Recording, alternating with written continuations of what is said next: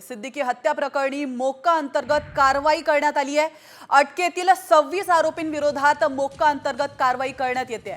तर मुख्य सूत्रधार अनमोल बिश्नोई अजूनही फरार आहे। शुभम लोणकर आणि झिशान अख्तर देखील फरार असल्याची माहिती मिळते। तर आपण पाहतो या क्षणाची अतिशय महत्त्वाची बातमी।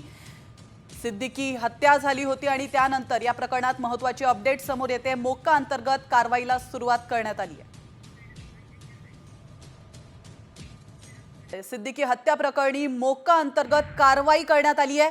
अटकेतील 26 आरोपींविरोधात मोक्का अंतर्गत कारवाई करण्यात येते। तर मुख्य सूत्रधार अनमोल बिश्नोई अजूनही फरार आहे।